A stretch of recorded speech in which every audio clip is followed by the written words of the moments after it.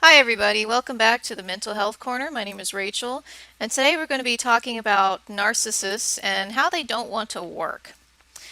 Um, I'm going to be talking about my experience with my previous narcissist and how it's been over 3 years since I left him, or we split up, that I'm starting to realize his manipulative behaviors and what I didn't see while I was with him, that other people actually were trying to tell me and warn me about, but I just had a hard time comprehending the situation because you just don't expect people to behave this way or take advantage of you like this. But but anyway, it's been over 3 years since I kicked him out for good. Um, but about here's what happened. About 6 years ago, I met my narcissist ex. I'm just going to call him Jay. Jay seemed like a normal, nice guy. He was into the same things I was into. We really hit it off pretty good in the beginning. But something strange happened about a couple weeks into our dating. He actually asked to move in with me. He had been to my place a couple times already and even spent the night. And at first I was kind of agreeable to it, but in the back of my mind I knew it was way too soon for that. He could sense my hesitation and asked if I felt if it was too soon. It was almost as if he could read my mind at that point because I didn't say no. I said yeah for some stupid reason. But then I told him that, you know what, I really don't think it was a good idea. It was too soon. Maybe we should just slow down a bit. And we got off the phone, and then I could sense that he was upset. So I called him back and said, hey, is everything okay? And that's when he threw the first tantrum in our relationship. He started screaming at me. And this is one of the first ways you can tell somebody is a narcissist. If you tell them no in any sort of way and they can't handle it. So he couldn't handle the fact that I wasn't really on board with him moving in. And because narcissists have the emotional intelligence of a toddler, they will respond like a toddler or a little kid. So he started screaming at me for like 20 minutes about how much I fucked up and how stupid I am because he was going to help me pay for the mortgage. So he said he was going to use his half of the rent that he was using in his apartment and just give it to me, and that I was stupid for not going along with that. So I was crying on the phone, not understanding what was happening, and thinking to myself, did I really screw this up? Is this all my fault? I started to really question myself. This would become the foundation of our relationship. My constant questioning of myself, my thoughts, and my actions, as well as taking the blame for everything. I also have OCD, as I've mentioned before, so I do have a habit of constantly questioning my words and my behaviors, like sort of on a loop. So I already had this sort of vulnerability that he really took advantage of. But then he went on to tell me that I was too arrogant and too concerned about how other people would see it. And he was right. I was concerned about that. I know people would be like, hey, don't you think it's a little fast to be moving in together? And of course they would be right. And again, it felt as if he could read my mind. But looking back now, the reality of the situation is that he had done all this before with other women. And it's not that he knows what I'm thinking, it's that he's had this experience before in the past. So he knew I was going to bring that up because he'd been through it before. And this is where people, they say that narcissists can read their mind. They're not reading your mind. This is a script that they have, enacted out ahead of time that they've had experienced beforehand. So they know what you're going to say because that's just normal human behavior. So it was just like reading a rehearsed playbook on his part from based on past experience. So as you can imagine, I was a bit traumatized by this blow up and I was in tears. I figured the relationship was over. But he called me back later and apologized for losing his temper and for yelling at me. He said that he loved me and was just upset that I didn't feel the same way. I was relieved. This was the first step in trauma bonding that narcissists love to use. First, they love bomb and serenade you, and then they use the trauma bonding. They become the relief to your suffering. Excuse me. And even though they are the ones who cause the suffering, you become attached to them because of that. It's almost like Stockholm syndrome. So I forgave him, and that was a grave mistake. I figured that would be the last time he blew up at me like that, seeing how much it hurt and affected me, but I was so wrong. Sorry about my cat. So we made up, and things seemed to be going really well. I would sometimes go out and visit him, and he would come and visit me.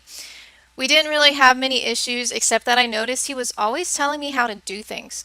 He complained about my driving, he didn't want to listen to the radio, he told me what I should and shouldn't buy at the store, etc., etc. So, since I was a very agreeable person, I just went along with it, figuring he was just trying to help, and I didn't want to rock the boat. But it got worse and worse with his controlling.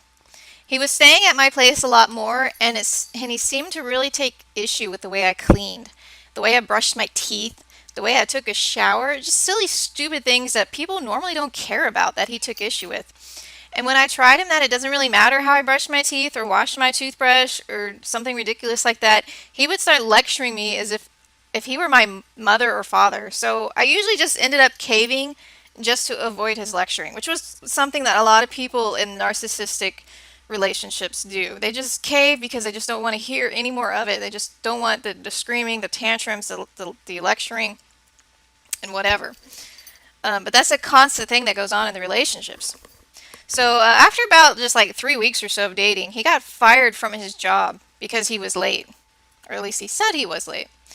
I felt a little guilty about it since he was staying at my place that night, but at the same time I thought it was odd to fire somebody for being late. When I told him that, he said he was late before too, so that's why he was fired. The reality is actually much darker than that, though. He either quit his job or got himself fired on purpose. Why? Because he knew that I would feel bad for him and ask him to move in with me, and that's exactly what I did. He knew I was hesitant about moving in too quickly, so in a rush to get out of having to work for a living and paying rent, he got himself fired.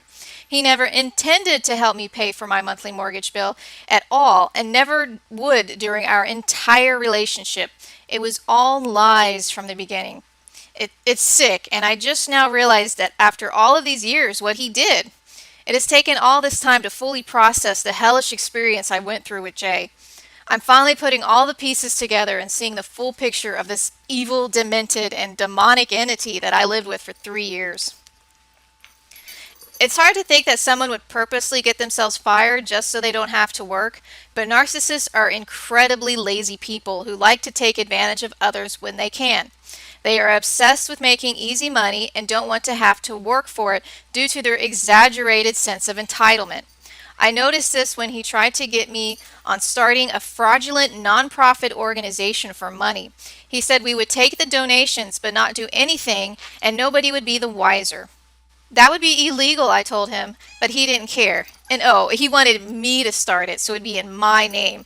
So if we ever got found out, guess who would take the fall? That's right, me. Fucking asshole. There was no way in hell I was doing that, and he eventually gave up trying to convince me to do so. If he really wanted to start this nonprofit organization, he would have done it himself and put it in his name, right? But he wanted me to do it and put it in my name, and he still wanted to get the money from that. Because he knew that we would eventually get figured out, and somebody would end up in jail. And that somebody would have been me. Yeah, it's pretty sick, because here I am, this person he says he loves so much, more than anything in the world, blah, blah, blah, doesn't give a fuck if I end up in jail. Would rather me fall for him. It's absolutely, it's insane. It's mind-boggling.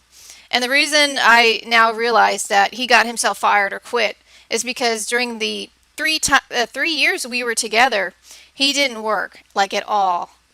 Okay? Like, he worked for maybe a month, but that was it. And he was a complete monster during that month, more so than usual, and ended up getting himself fired yet again. And during this entire 3 years, I helped him with his resume. Although he didn't really want to listen to any of the tips that I had to improve his resume, I submitted his resume to different companies, and he even got several job offers, all of which he turned down.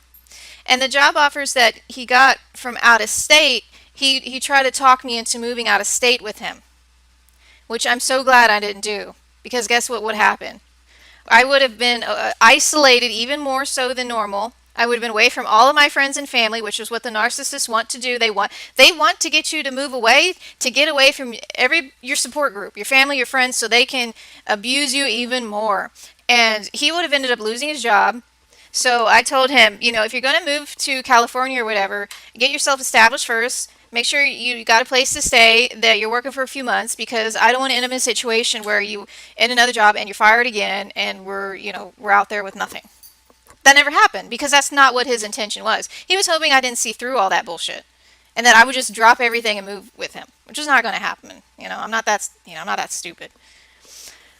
All right, so getting back to when we first met and everything. All right, so the first time he visited my house, he was actually disappointed that it wasn't a two-story house that he saw on Google Maps for my address. They had the wrong picture for my house. My house was actually pretty decent at 1,600 square feet, but it was a one-story house. But he had his hopes up for that two-story house, that nice big house. I thought it was kind of odd, especially considering that I'm a single mom, and how can I afford such a large house? And we just started dating, so why did it matter so much to him?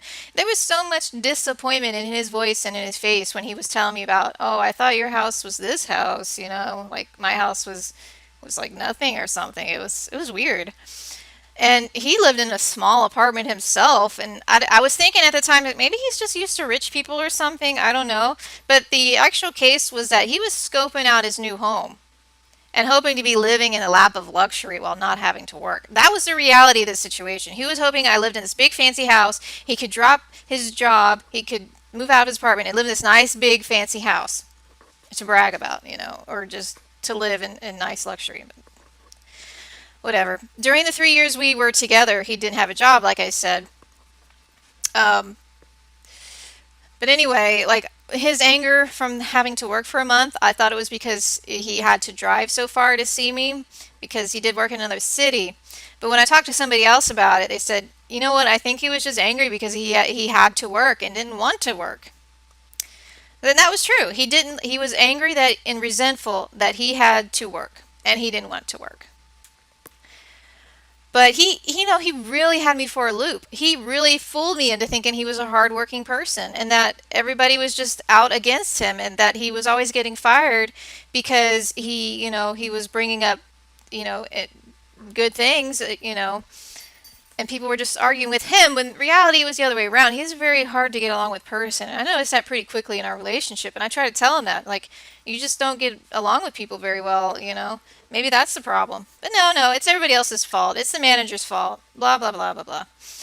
But, in the end, I was the one stuck working full time, as well as doing all of the cooking and all the cleaning and taking care of everything. And he would make me feel guilty if he had to do any of the cleaning himself because I was too tired to get to it. So he would constantly tell me that I was lazy, which is really projection. He was the lazy one. And when I asked him why he doesn't want to help me with the household chores, he would say, well, you'd have to do it anyway if you were single, so I'm just helping you prepare. I'm helping you to prepare in case we break up again.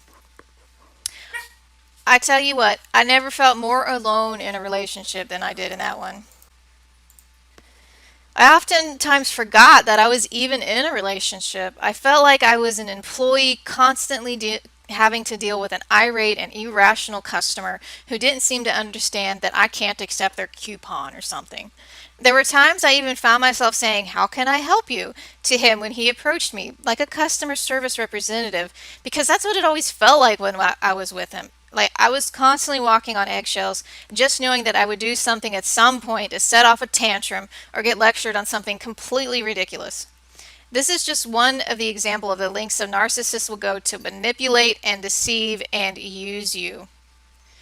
Narcissists don't know what love is. Narcissists only see people for what they can do for them. People are simply there to serve them and to give them constant attention and praise, just like a parent does for a small child. Narcissists are children in adult bodies and are incredibly dangerous because of it. Narcissists will resort to anything to get their way, and if they don't, they are even capable of murder. My narcissist ex threatened my life if I were to get a restraining order on him at the end, and I believe full-heartedly he would have done it. They have no empathy. They only have emotions for themselves and are incapable of putting themselves into other people's shoes. They blame everyone else and society for their own problems. They have overly inflated and incredibly fragile egos. and can't handle any sort of criticism. They project their issues and behaviors onto others because they think everyone else is like them when they are not. They lack the ability to self-reflect or even understand or accept that something is inherently wrong with them. They will refuse therapy and medication because it would hurt their fragile egos to accept that there's something wrong with them. They think it's just everyone else that doesn't understand them. They think it's just everyone else with the problem.